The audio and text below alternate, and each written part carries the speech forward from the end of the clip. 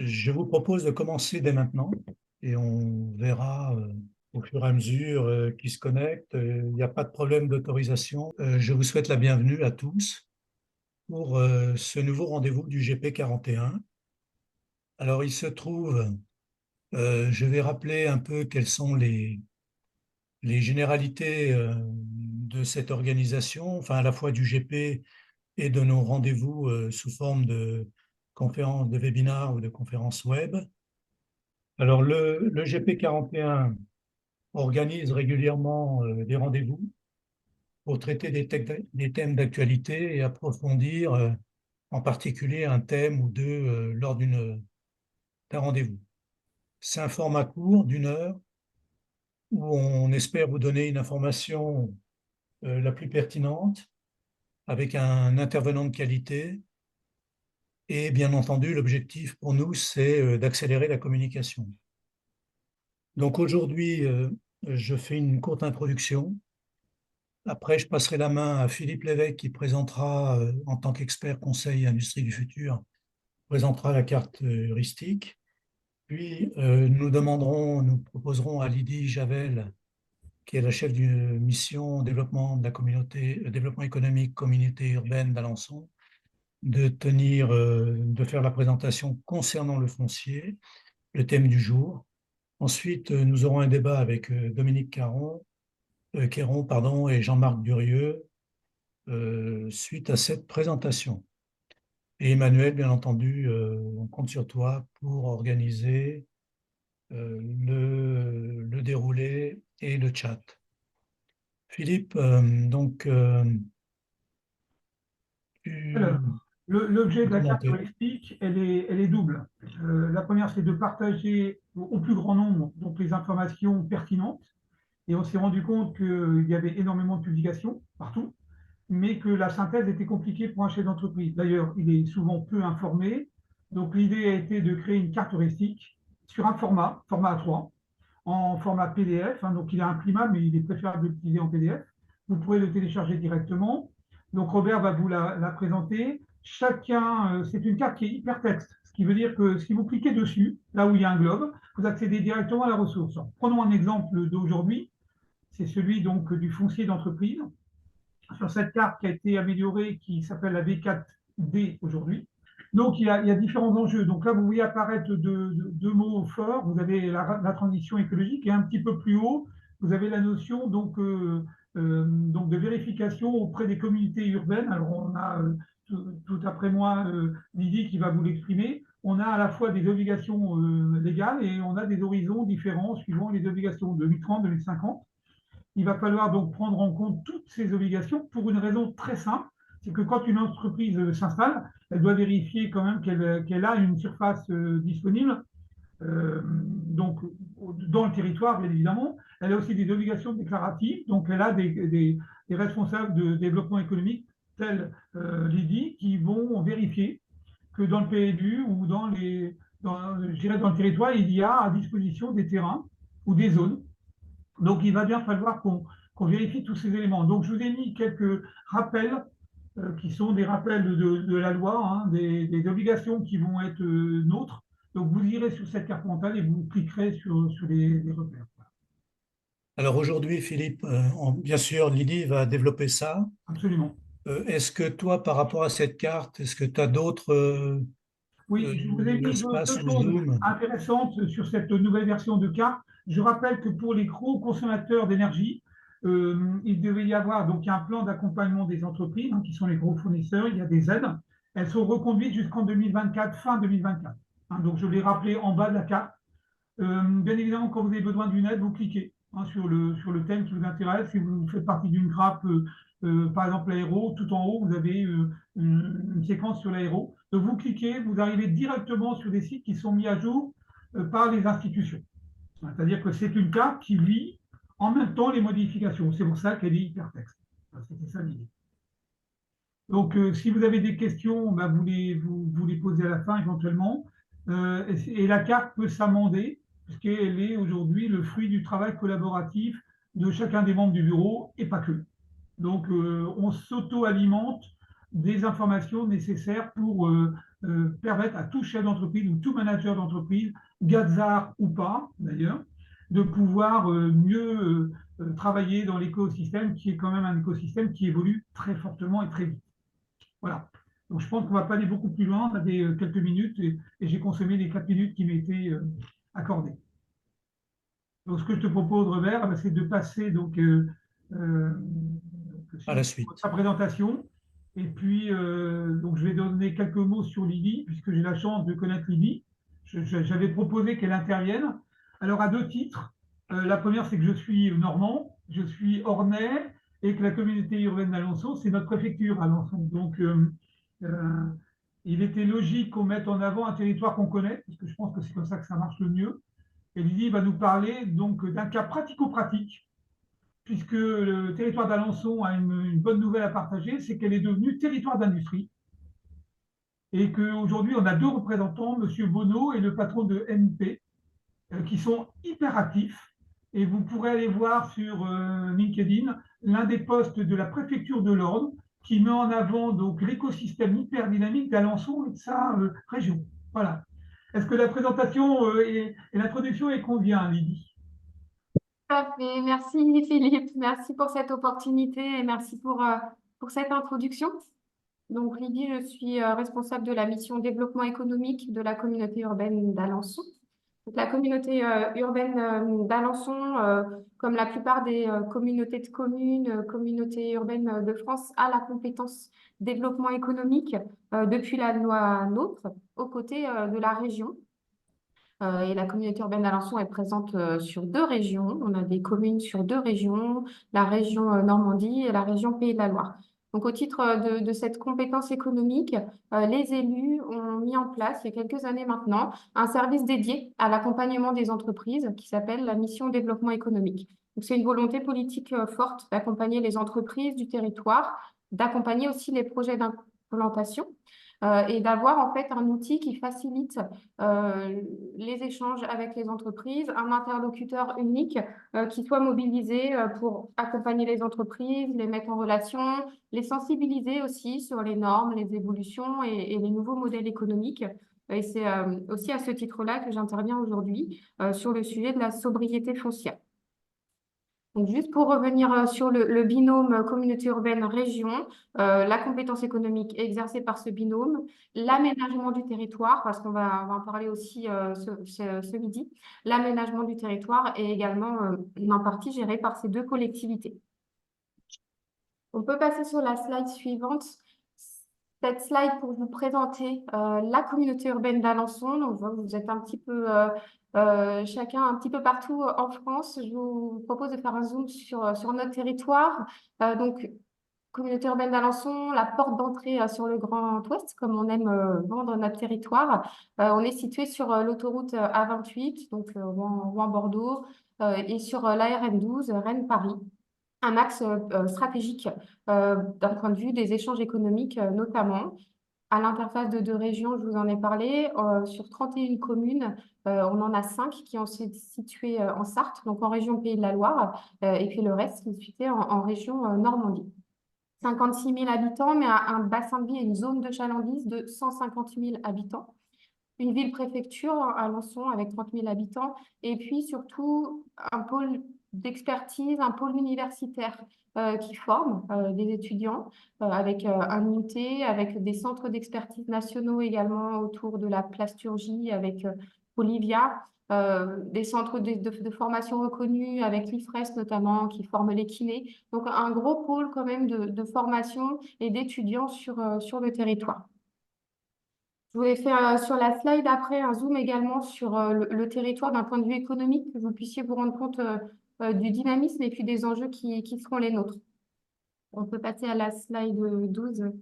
Alors, ce que je n'ai pas précisé, le temps que ça s'affiche, la communauté urbaine d'Alençon a aussi une particularité par rapport à d'autres territoires en France. On est un des rares territoires à avoir à la fois la compétence planification des documents d'urbanisme. Donc, on conçoit nous-mêmes en interne, les élus pilotent le plan local d'urbanisme intercommunal. On délivre les autorisations d'urbanisme, les permis de construire, les autorisations de travaux notamment. Et puis, on a la compétence économique, donc une palette, une boîte à outils complémentaire qui permet de faciliter et de s'adapter au projet. Un petit zoom sur le dynamisme du tissu économique. On a des filières d'excellence, j'en ai un petit peu parlé par rapport au pôle formation plasturgie. Nos 3 filières d'excellence sur le territoire, c'est la plasturgie, les matériaux composites. On est le 2e pôle en France expert sur la plasturgie derrière le pôle de Lyon. Le numérique également, avec des entreprises de pointe sur notre territoire. Et puis l'agroalimentaire diversifié, à la fois des grandes industries. On a par exemple les compagnies des fromages Richemont qui fabriquent le camembert rustique, seule usine de fabrication de camembert rustique dans le monde. Et puis des entreprises d'artisanat alimentaire qui ont des savoir-faire d'excellence également, mais qui sont sur des tailles plus mesurées. Des entreprises leaders dans leur domaine, alors qui ne rentrent pas forcément dans ces filières d'excellence, mais pour lesquelles il y a un vrai savoir-faire aussi. On a Goavec qui fabrique des cuves en inox pour l'agroalimentaire. On a le siège social du groupe Hexahome, leader national de la construction de maisons individuelles en France. Normandie Roton Impression qui imprime les prix littéraires. Vitraglass également, qui est un des leaders sur son marché des vitrages isolants. Donc aussi de grosses entreprises industrielles qui nous ont permis d'obtenir le label territoire d'industrie au mois de novembre. Philippe en a parlé. Un gros dynamisme industriel et un plan d'action qui va se mettre en place sur les prochains mois pour accompagner les mutations de l'industrie. En termes de sobriété foncière, effectivement, on passe à la slide suivante. J'avais mis dans la slide précédente que vous voyez un petit peu le contexte. On organise également des événements.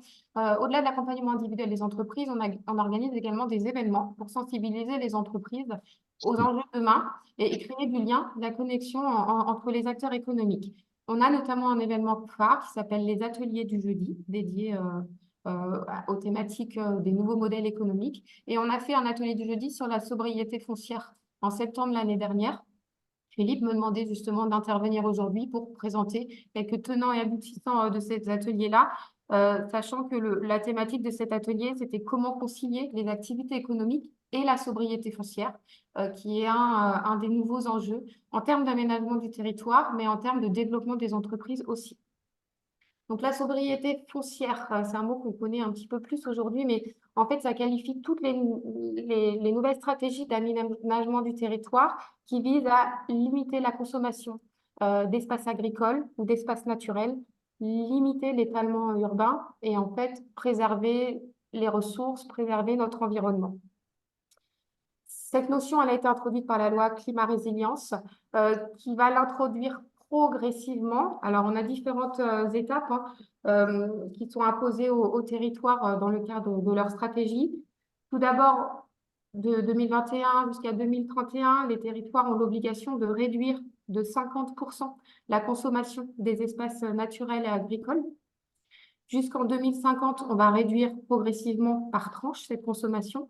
Le but, c'est d'arriver à un objectif de zéro artificialisation nette en 2050, c'est-à-dire qu'on ne pourra plus urbaniser, imperméabiliser des surfaces qui ne sont pas fléchées comme telles dans les documents d'urbanisme, qui sont agricoles.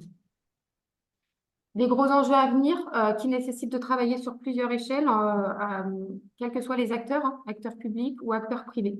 La première échelle, j'en ai un petit peu parlé, c'est la planification. Dans les documents d'urbanisme, on introduit la sobriété foncière. On l'impose, mais aussi on aide à anticiper ces mutations-là. Deuxième échelle, donc c'est la mobilisation foncière, c'est comment on peut, avec des politiques de rachat foncière ou de recyclage de foncier existant, arriver à quand même trouver des espaces pour permettre l'aménagement du territoire, pour permettre de construire autrement. Et puis, d'un point de vue opérationnel, on va avoir des outils plus pragmatiques à disposition des collectivités et des entreprises pour permettre d'aménager le territoire autrement. On parle notamment de densification. Donc, la densification, c'est construire autrement, peut-être construire en hauteur et ne plus construire à plat, éviter l'étalement. Également, envisager la réversibilité ou la mixité des usages. Quand je construis, si je construis pour un usage bureau, il faut aussi que je pense que peut-être que dans 10-15 ans, ce besoin évoluera et comment on peut concevoir un bâtiment qui sera peut-être adapté demain à du logement. On peut aussi proposer l'utilisation d'espaces vacants et tout un tas d'outils que je vous détaille donc dans cette slide suivante. Les outils opérationnels qui sont à disposition des entreprises pour s'adapter à ces évolutions-là.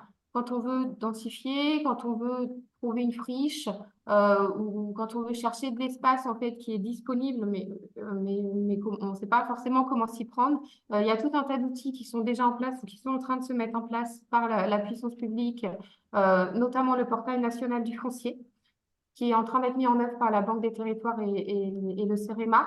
L'objectif, c'est de pouvoir y trouver les parcelles de terrain qui sont fléchées pour de l'activité économique ou les friches économiques, industrielles, qui peuvent être réutilisées pour construire, pour des activités économiques, alors qu'aujourd'hui, elles sont plutôt abandonnées. L'inventaire des zones d'activité, c'est également un outil qui a été mis en place dans le cadre de la loi Climat Résilience. L'État a imposé à toutes les collectivités, communautés urbaines, communautés de communes, de mettre en place un inventaire de leurs zones d'activité pour avoir un état des lieux de l'existant. Donc cet inventaire, il a été réalisé normalement à fin 2023 par toutes les collectivités de France. Donc, où que vous soyez, vous pouvez vous adresser à vos communautés de communes, communautés urbaines, pour avoir connaissance de cet inventaire et avoir connaissance des espaces disponibles au sein des zones d'activité. Ça peut être une parcelle en fond d'un terrain déjà occupé, qui ne sert pas, qui ne servira pas plus tard, sur lequel vous pouvez développer votre projet.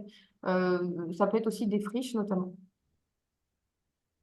Il y a également des outils en termes de pratique de cession des terrains. On sait que les collectivités sont propriétaires de terrains en zone d'activité et qu'elles peuvent les vendre aux entreprises. Aujourd'hui et demain, les collectivités intègrent et intégreront davantage la sobriété foncière dans les pratiques de cession des terrains. Tout ce qui est réserve foncière, le fait de vendre un terrain qui ne va pas être utilisé, pour lequel l'entreprise va un petit peu peut-être pouvoir faire une spéculation sur l'avenir et garder cette réserve foncière, soit pour son usage, soit pour un autre usage, ce sera clairement banni dans les années à venir. L'objectif, c'est vraiment d'avoir un aménagement optimisé du territoire.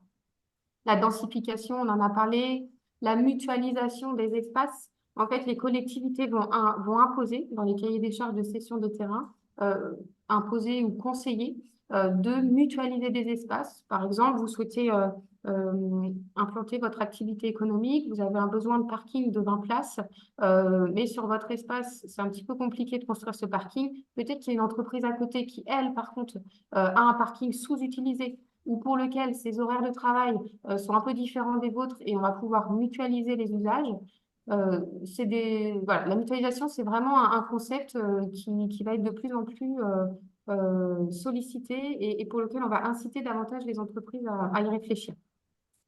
L'éco-conception des bâtiments également, ça figure de plus en plus au sein des cahiers des charges des collectivités.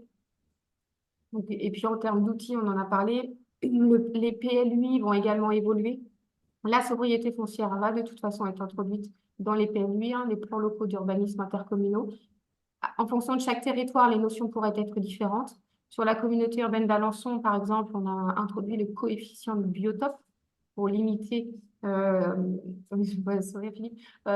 pour limiter l'imperméabilisation des sols. Il y a également des coefficients d'occupation des sols qui peuvent être utilisés dans les PLUI. Tout un tas d'outils qu'on vous invite à surveiller, mais pour lequel la finalité, c'est bien d'aboutir à un aménagement équilibré du territoire et d'aboutir à un aménagement qui préserve l'environnement, qui préserve les sols. Est-ce que vous avez des questions dès maintenant ou avant de passer aux exemples? Si je peux me permettre, Lydie, il y a un point que vous n'avez pas pu mettre en avant sur ce débat parce qu'il est un peu long, mais c'est le schéma de cohérence logistique régionale. Comme vous l'avez rappelé au début, nous sommes au carrefour de 3 régions. En fait, quand on regarde bien, il y a la Bretagne, il y a les Pays de Loire, il y a la Normandie, mais si on regarde de l'autre côté, il y a aussi le nord de l'Europe. Et il y a un schéma de cohérence logistique qui est fait l'objet de vos ateliers du jeudi dans cette même thématique qu'on n'a pas le temps de reprendre aujourd'hui, mais qu'il faut quand même souligner. Le schéma de cohérence logistique régionale, il est en fait sur la grande région ouest. C'est-à-dire qu'il n'est plus un élément d'un territoire, d'une communauté, d'un département, mais on est sur des multiples et grandes régions. Voilà, c'était juste là-dessus que je voulais insister, parce que dans votre, entre guillemets, référentiel et votre zone, je dirais, d'action, il y a aussi cette cohérence logistique interrégionale de grande ampleur, parce que ça va faire l'objet aussi de votre schéma en 2050. Exactement, et c'est quand même important de le souligner, c'est que les schémas de cohérence, il y en a beaucoup. Donc, souvent, les collectivités sont à l'initiative de ça. On a le schéma de cohérence territoriale, par exemple, les SCOT, qui vont régir tous les principes d'aménagement du territoire. À l'intérieur de ce SCOT, il va y avoir donc les PLUI qui vont être élaborés en devant être compatibles avec ces SCOT. Mais on a aussi donc les collectivités, la région, notamment en chef de file, qui décident de mettre en place des schémas de cohérence stratégique sur des thématiques. C'est le cas de la logistique, hein. La région Normandie a été un petit peu précurseur là-dessus, avec Logistique Seine-Normandie, qui est l'acteur de référence de la logistique en région.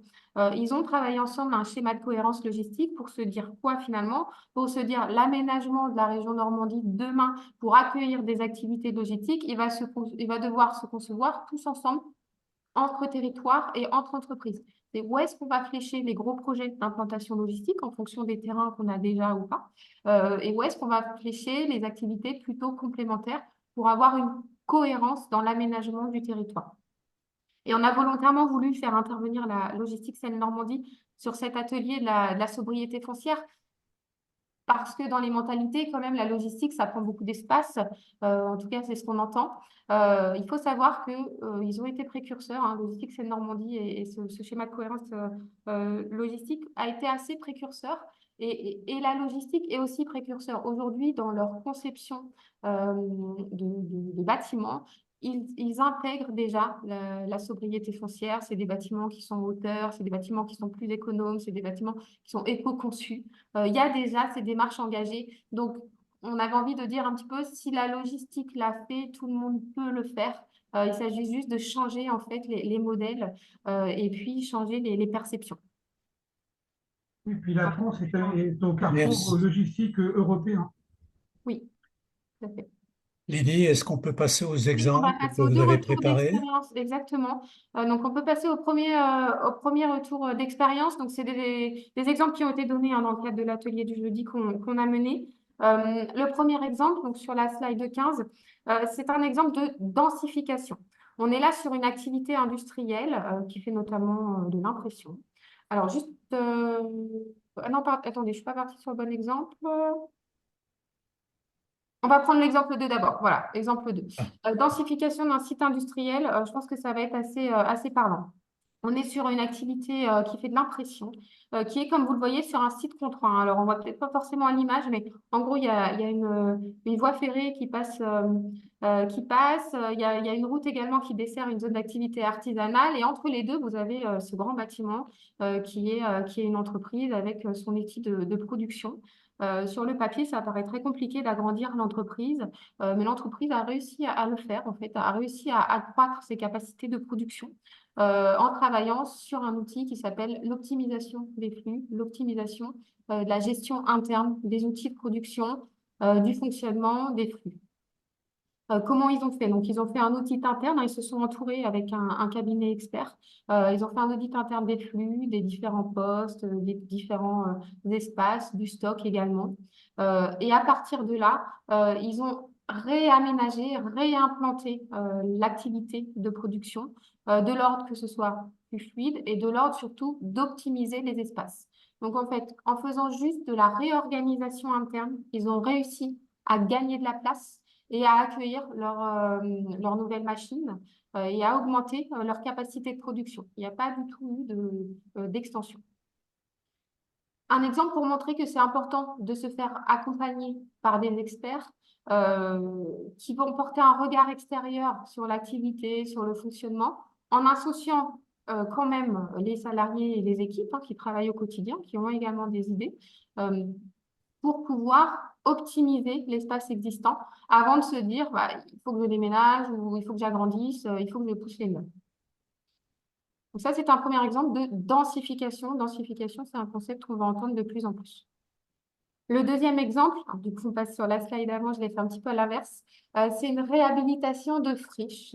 On entend beaucoup parler également de réhabilitation de friches. On voulait vous présenter un exemple concret adapté à notre territoire, au cœur d'un parc d'activités de la communauté urbaine d'Alençon. Alors, ça va être la slide 15.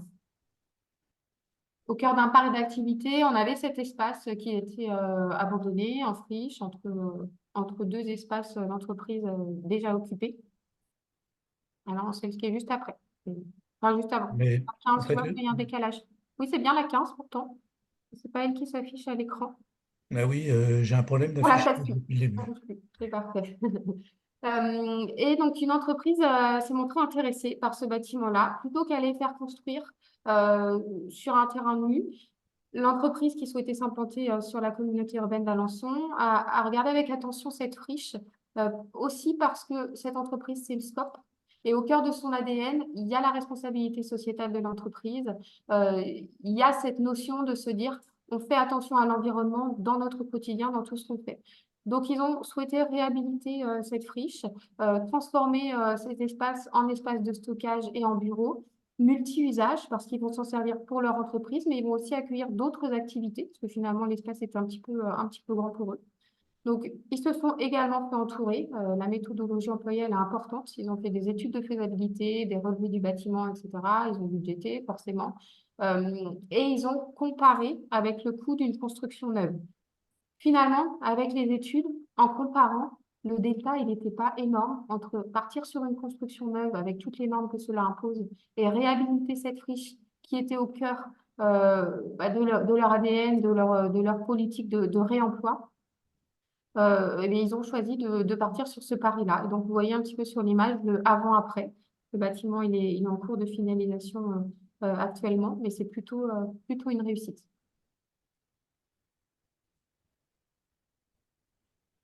Est-ce qu'on peut rappeler Et des Lydie, exemples, que Alençon, c'est aussi la ville de Moulinex et que la ville a dû gérer aussi cette histoire, parce que c'est une histoire aussi industrielle. tout à Et fait. je pense il faut le noter pour ceux qui ne sont pas de la région Normandie, mais Moulinex, ça parle à tout le monde, en fait. Oui, Racheté par tout le à groupe fait. SEB. Exactement, donc fermeture du site Molinex il y a longtemps maintenant, 2000 emplois qui en ont pâti sur le territoire, une volonté du territoire, des élus d'avancer.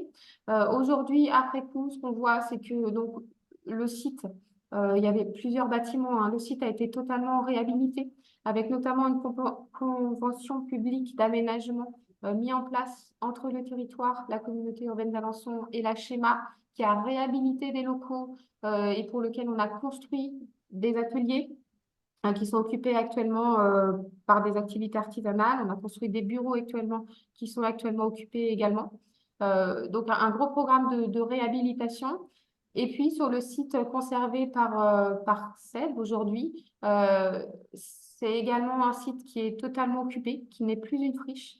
Même si visuellement, voilà, il n'y a pas eu forcément de travaux de réhabilitation, à l'intérieur des bâtiments, tout est occupé. Ils ont su en fait réaffecter les bâtiments, à la fois pour leurs activités du groupe, et puis à la fois pour d'autres activités pour lesquelles ils mettent en location les bâtiments. Et puis, ça nous a permis aussi d'accueillir sur le territoire de nouvelles entreprises à l'issue. On peut citer notamment Astil Flash, qui est une entreprise assez emblématique de la filière automobile et plasturgie, qui est un des leaders mondiaux de la fabrication de boîtiers pour les véhicules électriques, condensateurs pour les véhicules électriques. Il y a le vent en poupe en ce moment, 120 emplois environ avec de beaux projets. Donc, on a aussi en contrepartie accueilli des entreprises à vocation industrielle ou de service pour ramener l'emploi sur le territoire. Merci Lydie. On va peut-être passer maintenant, sauf si vous voulez encore présenter un autre exemple, mais C'est terminé, je pense merci. qu'on va passer aux questions-réponses. Donc, l'analyse du chat. Je ne sais pas, Oui, Emmanuel, tu as... ouais, si vous m'entendez, ouais. Il y a une question qui est posée par Dominique Quéron. Y a-t-il une régulation des implantations vis-à-vis des surfaces, des nuisances des habitants? Par exemple, dans la région du Mans, il y a une frénésie d'implantation d'entrepôts logistiques avec des promoteurs qui achètent des terrains pour construire des entrepôts style Amazon et Geodis. Tout à fait, c'est important, c'est vrai que je ne l'ai pas dit, mais alors, la communauté urbaine d'Alençon est un territoire qui a toujours mis l'environnement au cœur de ses préoccupations. Les élus ont de grosses politiques incitatives en termes d'environnement. On est labellisé par l'ADEME, Territoire 2030, par exemple. Pardon. Et donc, on a mis au cœur de nos stratégies et de nos actions la qualité des projets, la qualité architecturale et paysagère des projets. Donc, quand il y a des entreprises qui sont intéressées, excusez-moi, pour accueillir, excusez-moi, je vais boire un coup parce que ça va pas le dire. Vous avez un débit rapide, donc Oui, puis, ne perdons pas Lydie, hein, parce qu'on a besoin de cette information sur la zone logistique du Mans. C'est vrai qu'elle se développe vraiment beaucoup. Non, non, en plus, j'ai plein de choses à vous dire. Quand il y a des entreprises donc, qui souhaitent acquérir un terrain de la communauté urbaine d'Alençon, les élus sont très vigilants sur la qualité architecturale, paysagère du projet et sur son imbrication avec le tissu économique existant. Excusez-moi. Et avec le voisinage également. D'accord. et est-ce qu'à votre connaissance, on quitte la communauté urbaine d'Alençon? Est-ce que dans les autres régions, dans les autres communautés, le travail que vous faites est-il développé ou c'est très variable et vous êtes un cas un peu emblématique? Je vais vous répondre. Donc, juste pour terminer sur la première chose, je n'ai pas pu terminer. Aujourd'hui, par rapport aux surfaces foncières qui nous restent disponibles sur le territoire de la communauté urbaine d'Alençon, il nous reste des surfaces foncières qui sont, on va dire, mesurées. La plus grande parcelle qu'on a, elle fait 4 hectares environ. Donc, c'est pour accueillir des projets d'activité industrielle, mais pas des entrepôts logistiques. Il y a aussi une volonté des élus de s'adapter à la localisation de notre territoire, aux enjeux et à la pérennisation des activités déjà en place et surtout de favoriser également les activités de cœur de ville. On est ville labellisée Action Cœur de Ville, donc il n'y a pas de souhait d'accueillir des activités logistiques de grande ampleur, aussi parce qu'on n'a pas le territoire adapté. Et justement, pour rebondir sur le schéma de cohérence logistique qu'on a évoqué tout à l'heure, ça s'inscrit aussi dans le cadre de ce schéma régional, de se dire on va aller en complémentarité d'autres territoires. On a d'autres territoires en région Normandie qui ont de plus grandes surfaces et qui peuvent accueillir de grands projets. Nous, on est plutôt en mesure d'accueillir des projets à taille humaine, industriels, ou activités de services ou annexes à la logistique. D'accord. Au premier point. J'espère avoir répondu à votre Oui, question. merci beaucoup. Et sur le deuxième point, Monsieur Zadora, toutes les communautés de communes, communautés urbaines ont la compétence économique. Toutes n'ont pas un service économique développé de la même façon. Alors, à la fois en termes d'ingénierie, d'agents, et à la fois en termes d'activité. Nous, il y a une volonté forte des élus d'être notre équipe, hein, donc je travaille avec trois chargés de mission à côté de moi, une volonté d'accompagner individuellement les entreprises déjà installées. L'objectif, c'est de pérenniser les entreprises, de leur apporter les conditions de développement sur notre territoire. Une volonté également d'accompagner à l'implantation. Et puis une volonté d'animer le territoire et de faire des événements de sorte qu'il y ait une mise en réseau plus facile, de sorte que les mutualisations également entre entreprises soient facilitées pour avoir un vrai dynamisme de territoire. Ça paye puisque cette stratégie elle est en place depuis plus de 10 ans maintenant et on sent cette émulsion. Donc, normalement, vous avez tous un interlocuteur du développement économique dans vos communautés de communes, communautés urbaines. Après, je ne peux pas vous dire ce qu'ils font également, exactement comme action parce que c'est adapté à chaque territoire. Mais il faut se retourner vers eux. C'est vraiment des clés de voûte pour tous vos projets. Et parmi peut-être une question concernant l'accompagnement, Y a-t-il des cabinets, enfin des organisations qui sont plus en pointe? Est-ce que la CCI, par exemple, joue un rôle assez important? Ou est-ce qu'il y a d'autres acteurs que vous pourriez citer? Oui, tout à fait. Alors, on ne travaille pas tout seul. Nous, on est vraiment là pour faciliter et mettre en relation avec nos partenaires économiques du quotidien. Nos partenaires économiques quotidiens, c'est les régions. Donc, la région Normandie, l'AD Normandie, qui est le bras armé pour les aides économiques, la région Pays de la Loire, Solutions Co, qui est le bras armé pour l'activité économique en Pays de la Loire, mais également les chambres consulaires, les services de l'État également, les DRETS, les DREAL, parce que c'est aussi des acteurs que vous retrouvez en tant qu'entreprise. Euh, Pôle emploi, tout ce réseau d'acteurs publics qui peuvent accompagner l'entreprise, quel que soit le sujet, ce sont nos partenaires du quotidien et on oriente systématiquement vers eux lorsqu'il y a un projet. On oriente vers le bon interlocuteur adapté.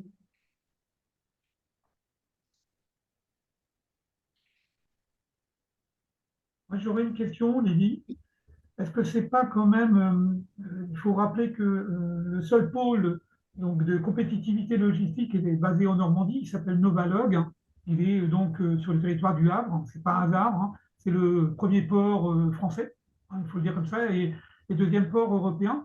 Est-ce que ça donne pas une forte implication politique parce que c'est force à la nécessité de gérer tous ces flux logistiques? Est-ce que c'est pas une forte emprise ou une forte étiquette que de notre région de gérer à la fois le territoire, le tourisme en Normandie, bien évidemment, puisqu'on a aussi ça, et cette volonté de développer économiquement, mais de manière mesurée, mesurable. Est-ce qu'il n'y a pas un fort enjeu en Normandie, à la fois de garder le tourisme comme étant, parce que c'est une très forte vocation logistique et touristique, la Normandie, est-ce que c'est pas ça qui donne une empreinte politique, entre guillemets, à notre région? Alors, je ne pourrais pas répondre sur la partie politique et sur la politique de la région, mais il y a une vraie politique de la région Normandie, c'est ce qu'on voit sur le terrain, de défendre son attractivité, de défendre ses atouts. Le tourisme en fait partie, la logistique en fait partie, mais il y a aussi tout un tas de filières stratégiques. La filière équine, on en a parlé, des filières qui ont été identifiées comme filières stratégiques par la région et pour lesquelles elle propose un accompagnement plus spécifique. Mais c'est vrai qu'il y a une vraie impulsion de la région Normandie, mais je dirais aussi, en fait, je dirais plus globalement de chaque région. La région Pays de la Loire, c'est également le cas, mais sur d'autres filières. Encore une fois, c'est propre à l'identité et aux activités implantées sur chaque territoire. Je vais oser une question, hein, mais je vais juste insister là-dessus. Est-ce que la présence d'un centre arts et métiers au Havre, donc dans les années qui viennent, ça ne va pas aussi dynamiser quelque peu la région? Je pense que toute présence d'acteurs ou toute nouvelle implantation ne peut que dynamiser dès lors que c'est complémentaire, dès lors que ça vient répondre à un besoin aussi, soit de nos entreprises déjà installées, soit de nos habitants, de nos étudiants qui ont besoin de se former à des nouveaux métiers, qui ont besoin de s'adapter aux évolutions aussi euh, des modèles économiques. Toute implantation ne peut que dynamiser et rendre plus Et attractif. je vais oser de botter un tout petit peu en touche, sachant qu'Alençon est à 1h30 de Paris. Est-ce que l'attractivité n'est pas aussi là avec la facilité de l'autoroute A28, la facilité du train en fait, hein, parce que la région normande a très très fortement investi sur les trains, il faut le dire, qui sont assez beaux d'ailleurs. Et est-ce que c'est pas aussi un élément d'attractivité de la région? Est-ce que c'est pas une volonté aussi de la région? J'ai juste entendu la fin de la question, Philippe. Est-ce que c'est pas une forte volonté de la région de faciliter aussi l'attractivité de nos petites villes de province, telles Alençon en fait, tout simplement? Si, si, mais la région, de toute façon, a tout intérêt à faciliter l'attractivité de tous ces territoires, parce qu'en fait, tous les territoires ont leur place. Il y a des habitants sur chacun des territoires, il y a des besoins sur chacun des territoires. Et oui, je crois qu'il y a une volonté globale de la région de rendre attractif Je l'ensemble des voudrais- territoires. Merci Lydie, je voudrais qu'on revienne juste au foncier lui-même. Enfin, Il y avait il y a, Jean-Marc qui avait il y une a- question. Oui, oui, je voulais revenir au foncier effectivement avec une question plus générale sur les besoins qu'il y a de simplification, en tout cas de mise en cohérence des procédures que vivent les entreprises. Et j'ai deux exemples, hein. Je vais parler du premier d'abord. C'est l'incohérence de procédure. Par exemple, je connais un cas là qui est assez récent d'une municipalité qui avait, une demande d'implantation d'une entreprise. On lance tout un tas d'études d'impact, etc., etc. Donc tout ça dure un certain temps parce qu'il y a des délais d'attente. Il y a 1 an pour attendre telle étude, il y a etc., etc. Et puis on enchaîne. Et quand on arrive au bout, on vous dit ah ben on peut pas vous délivrer le permis parce que la première étude n'est plus valable. Il faut la recommencer. Donc au bout de 3 ans, on n'a toujours pas la possibilité. Résultat, l'entreprise a franchi la frontière et en 6 mois plus tard, elle avait une possibilité de s'implanter en Espagne puisque je suis à Perpignan. Et donc, ils sont passés de l'autre côté de la frontière. Voilà. Donc, ces questions d'incohérence euh, qui conduisent à des impossibilités sont tout de même un gros problème aujourd'hui, hein, dans ce contexte de réindustrialisation, relocalisation, etc. On est tout de même devant ces incohérences. Je citerai un deuxième exemple tout de suite avant de vous laisser intervenir.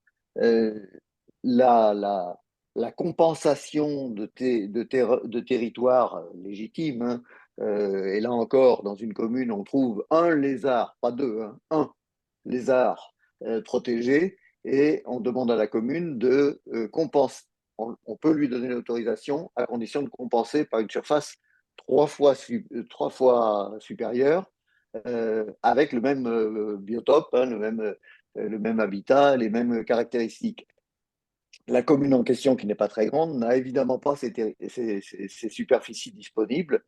Euh, Comment ne peut-on pas avoir une approche un peu plus globale au niveau des territoires pour que ce soit traité non pas au niveau de la commune, mais au niveau d'un territoire un petit peu plus large pour que ça soit un peu plus intelligent et que ça permette de débloquer des situations.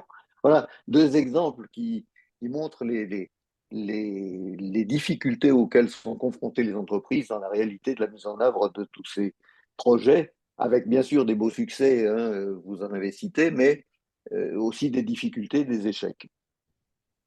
Tout à fait. Il y a, tout à fait. C'est ça le quotidien, effectivement, des entreprises. Euh, c'est pour ça qu'on essaye de faciliter, de faciliter les choses et de rendre accessibles, on va dire, les démarches et les procédures. Euh, Par rapport à la simplification, il y a quand même, c'est un parcours du combattant aujourd'hui, mais il y a une volonté des services de l'État d'y aller, de simplifier. C'est notamment l'enjeu de la démarche territoire d'industrie. Sous l'égide de ce label, il y a également une forte mobilisation de tous les acteurs publics à tous les niveaux, le territoire sur le terrain, mais également l'État en termes en termes de législation notamment. Euh, Cette volonté de simplification, elle se traduit dans le quotidien aussi. Nous, on en a fait les frais également sur le territoire, sur des implantations. On voit bien que quand les acteurs se parlent pas, c'est compliqué et on peut vite bloquer les projets. Donc, on a mis en place en fait une procédure. Dès lors qu'on identifie un projet d'implantation, on se met autour de la table avec les interlocuteurs compétents, donc les services de l'État, la DREAL, etc. Et on annonce d'entrée de jeu, voilà quelles vont être les procédures en fonction de votre activité, parce que malgré tout, on est dans un environnement où il y a une administration, où il y a des réglementations à respecter. Mais quand on les connaît, quand on sait les anticiper, eh bien, on peut davantage adapter son projet. Donc, on a mis en place, nous, ces actions-là de facilitation, d'échange, pour faire en sorte que l'entreprise, elle ait déjà son calendrier, on va dire, réglementaire de délivrance des permis de construire, délivrance des autorisations d'exploiter, pour pouvoir bien envisager, son projet. Par rapport à la compensation, on est aujourd'hui, dans le cadre de la loi climat résilience, les principes qui existent et qui sont imposés, c'est éviter, réduire, compenser. Et par rapport à ça, tous les acteurs à tous les niveaux sont mobilisés. Aujourd'hui, c'est plutôt la région avec les SRADET qui est chargée de définir les enveloppes pour savoir, donc en échange avec les territoires, hein, en échange quotidien et en négociation, on va dire, avec les territoires, pour savoir quels vont être les territoires fléchés sur lesquels on va pouvoir autoriser les activités, ou au contraire, quels vont être les territoires pour lesquels il faut conserver des surfaces agricoles. Donc, là, le bon interlocuteur, je pense que c'est voilà, c'est l'échange politique avec la région sur ces sujets-là. Oui, dans un des deux cas que je vous ai cités, cette coopération interorganisme n'a pas du tout fonctionné parce qu'il y avait un blocage vraiment purement technocratique au sens le pire du terme. Hein, et donc, chacun jouait ses prérogatives en disant, mais non, non, il n'est pas question que je cède quoi que ce soit, il n'est pas question qu'on discute. C'est tout ça au détriment de la mise en œuvre d'une intelligence bien humaine, celle-là, hein, pas du tout artificielle, mais bien humaine, voilà, qui au-delà des règlements, etc., permettrait peut-être tout de même d'agir. Alors, espérons que, que les choses évoluent. J'ai deux questions encore dans le chat là, par rapport aux 4 minutes qui nous restent, hein. Avez-vous des liens ou contacts avec la plateforme Pôle Implantation Entreprise? Oui, tout à fait. Alors, pour l'implantation d'entreprise, c'est un service en fait qui est chez nous, enfin sur notre territoire. C'est le conseil départemental de l'Orne qui gère cette prestation de service auprès auprès de l'entreprise. J'ai perdu son nom là, mais en tout cas auprès de cette entreprise-là.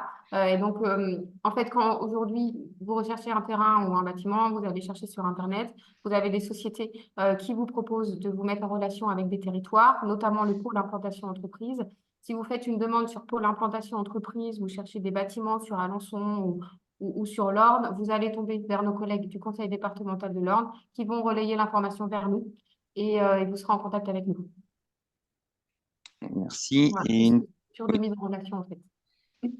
une question de Philippe Bouter. Est-ce que vous pensez que votre territoire peut concilier attractivité, développement économique et réduction des impacts environnementaux des aménagements? Oui, tout à fait. Alors, je l'ai dit un petit peu tout à l'heure, en fait, la communauté urbaine d'Alençon intervient dans le cadre de stratégies très globales. Elle a plusieurs compétences. Le développement économique, elle a également un service développement durable qui est là pour veiller sur chaque projet. Et quand on veut lancer un nouveau projet, systématiquement, on associe donc le côté développement durable et on fait en sorte que ce projet il soit donc qualitatif, qui réponde aux enjeux environnementaux et qui ait même un temps d'avance pour limiter les impacts sur l'environnement. C'est une forte volonté des élus. Donc, on est obligé de se l'appliquer, nous aussi, sur le développement économique et c'est très positif pour le territoire. Par exemple, les élus ont voté la semaine dernière des nouveaux cahiers des charges de cession des terrains, des zones d'activité, dans lequel il est écrit noir sur blanc que les nouveaux projets devront privilégier les bâtiments avec une forte qualité architecturale, privilégier le recours aux énergies renouvelables, privilégier la mutualisation, donc éviter les réserves foncières, des projets densifiés également sur leurs parcelles. On a mis tout un tas de critères dans ces cahiers des charges de cession des terrains, un petit peu comme ce que je vous ai expliqué tout à l'heure, de sorte qu'on ait un développement économique équilibré et durable du territoire. Merci Lydie. Il n'y a pas d'autres questions. Merci Écrites en tout Emmanuel. cas. Merci Lily. Moi, j'aurais juste une toute petite question, parce qu'on a parlé d'énergie renouvelable et de nouvelles règles pour les constructions. C'est vrai que quand on parle de logistique, moi, je visite pas mal de sites actuellement, voir la possibilité d'implanter des panneaux solaires en toiture, mais les bâtiments d'origine ne sont pas conçus pour ça. Et en plus, restructurer la toiture, ça coûte très cher. Donc, ce que vous êtes en train de faire, ça répond en partie à une certaine évolution. C'est un vrai sujet sur la réhabilitation des friches. L'enjeu, il va être là aussi. Effectivement, les structures, elles n'ont pas été conçues pour ça. Maintenant, en se faisant bien entourer d'un bureau d'études, en engageant les études nécessaires et les budgets, il y a possibilité d'adapter le bâti. Euh, c'est une question de budget également. C'est une question aussi de volonté. Et puis, ça va dépendre sur les territoires sur lesquels vous vous situez, mais aujourd'hui, il y a des territoires qui n'ont plus du tout de réserve foncière ou de terrain nu et pour lequel la seule possibilité de s'y développer, c'est de travailler sur ces friches-là. Donc, effectivement, c'est un enjeu, mais en même temps, on ne va pas pouvoir passer à côté si on veut vraiment poursuivre un aménagement de nos territoires cohérent avec les enjeux environnementaux et les défis climatiques qui s'annoncent. Merci de votre réponse. Comme vous l'avez dit, c'est aussi très économique, hein, c'est pas que technique. Bon. En tout cas, merci. Emmanuel, tu confirmes, il y a dans le chat, je ne vois plus d'autres questions. Non, il n'y a plus d'autres questions. Donc, moi, je tiens à vous remercier, Lydie. C'était clair, très dynamique. Vous avez épuisé vos cordes vocales, alors je vous propose de vous reposer un petit peu à l'heure qui vient. Il y a peut-être... Il y a encore une petite question. Ah, Est-ce que la région peut financer les éventuels écarts financiers entre réhabilité et neuf? Alors, pas forcément que la région, mais il y a des dispositifs de réhabilitation de friches qui peuvent être étudiés. Je ne vais pas pouvoir vous répondre vraiment dans le détail parce que c'est beaucoup de cas par cas, mais il y a des dispositifs, notamment avec l'établissement public foncier dans chaque région, avec les régions, avec l'ADEME, tout dépend du projet, avec la Banque des territoires également, euh, voire même avec territoire d'industrie, tout dépend des territoires sur lesquels vous vous situez. Mais oui, ça peut être étudié en fonction de l'usage aussi. Euh, Nous, on y travaille actuellement avec la région Normandie sur le cœur de ville. Il y a des dispositifs possibles sur le cœur de ville. très bien. Merci encore. Je vous Merci à propose vous. d'arrêter. Et donc, s'il y a d'autres questions, n'hésitez pas à les transférer vers les interlocuteurs que vous connaissez au GP41, voire vous adresser à Lydie si la question concerne les territoires dont elle s'occupe. Merci encore. Merci Merci à beaucoup. tous. Bon Merci à après-midi. Lydie. Merci beaucoup Merci pour la Merci à tous. très instructive. Merci beaucoup.